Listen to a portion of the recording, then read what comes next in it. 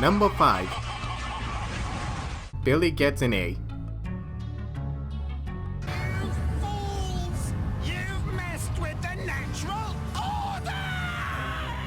Okay, that didn't happen, but come on, Billy getting an A sounds illogical. That's like trying to add logic to Pinkie Pie. In the world of Billy and Mandy, there are two things that are guaranteed to cause chaos. One is getting Mandy to smile, and two is giving Billy an A. What I find really funny in this episode is how Billy getting an A doesn't destroy reality, but instead alters it, such as Owen becoming attractive, Spug becoming a wimp, and Billy's parents switching genders. That's disturbing. As the episode continues, we see that Billy is becoming a lot smarter and seems to be doing some good for society, so isn't this version of reality a lot better? Well, apparently it's not for Grim and Mandy, who decide to go back in time to try and stop this from happening but end up failing at every given opportunity, and this episode just ends after that. That's it. It just ends. I scoff at your intelligence. Scoff! Scoff! Scoff! Scoff!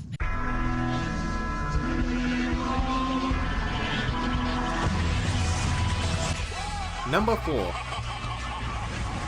Brown Evil, Parts 1 and 2. With the Grim Reaper as a friend, you are bound to come across zombies sooner or later.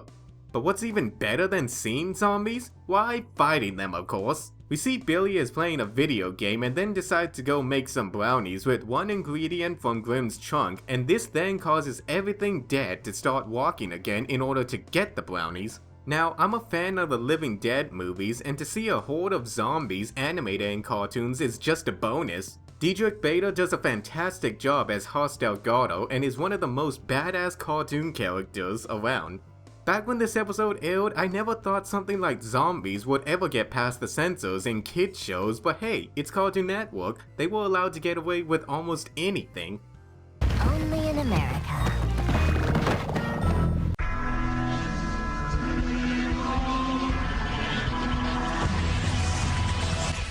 Number 3.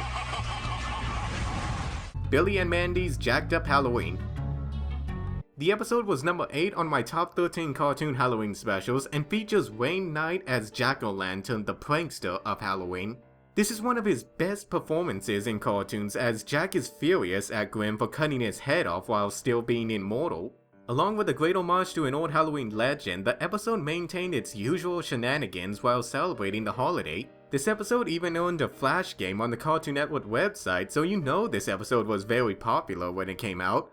The episode also does a good job with the comedy, since it's the only thing that can stop Jack-O-Lantern. I can't really say more about the episode other than it was a fantastic Halloween special full of chaos and even butt jokes. However, number 2 is one special that I'm sure everyone was excited to hear and actually see.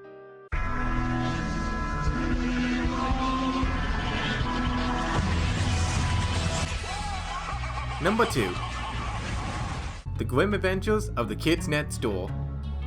So what happens when one Cartoon Network show meets another?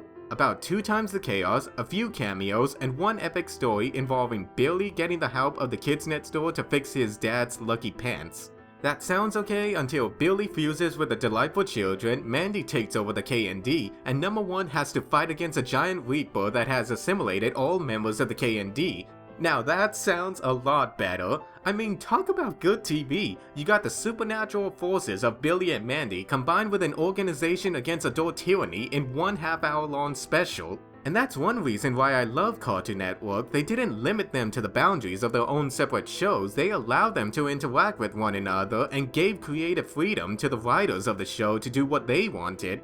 They're separate shows, but one network, so anything can happen. Now back to the special, it was hinted at in previous moments in Billy and Mandy, such as the Big Boogie Adventure, Billy and Mandy vs. the Martians, and in the episode Sickly Sweet. So when the episode was announced, you can hear the audience marking their calendars and rushing to their TV to watch the special. It was over the top when it needed to be, it was silly 1 minute and then action heavy the next minute. It was a fantastic special, but still not my favorite episode on the list. But before I do go over number 1, here are 5 honorable mentions.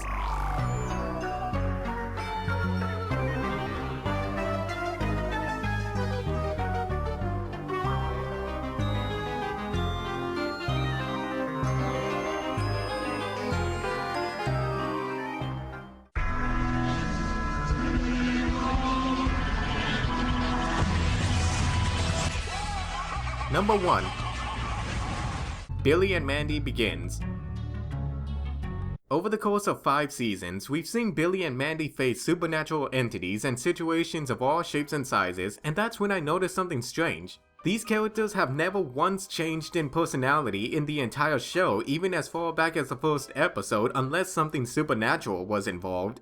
And that's what I loved about the show. It was consistent from the very beginning. Mandy is still the evil little girl, Billy is still dumb as ever, and Grim is stuck being friends with them, but has shown to grow attached to the kids at some times, so having an episode with the characters reminiscing the first time they've ever met was exactly what we needed. A callback to the very first episode that started this joyride of insanity. We'll treat it to each of the characters telling their own versions of the day they first met Grim, and both Billy and Grim come up with convoluted stories in order to make them seem like the main protagonists.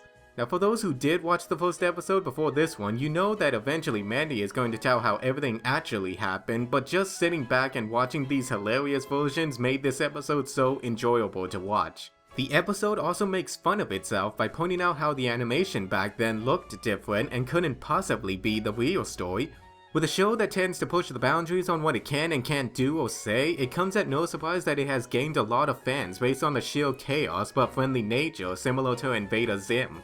If you haven't seen this series, then I recommend you see it before the Grim Reaper comes for your 7-year-old hamster. And that's all for now. I've watched them, you did too, it's a rerun.